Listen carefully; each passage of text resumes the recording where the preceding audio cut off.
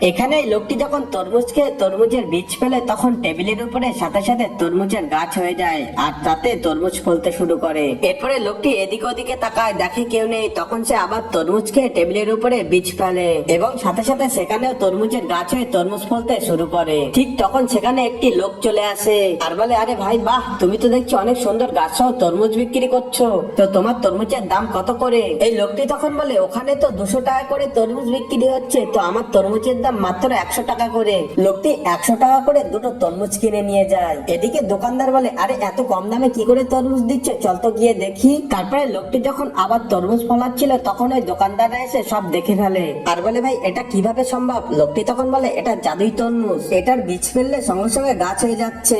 দোকানদার তখন 5000 টাকা দিয়ে এই জাদুই তরমুজটা লোকটির কাছ থেকে কিনে নেয়। কিন্তু তার আগে তুমি যদি তোমার মাকে মন থেকে ভালোবাসো তাহলে ভিডিওতে লাইক করে চ্যানেলটি সাবস্ক্রাইব করো আর কমেন্টে আই লাভ ইউ মা লিখে দাও। তারপরে দোকানদার ওই তরমুজের বীজ ফেলে আর সেটা সাথে সাথে পটি হয়ে যায়।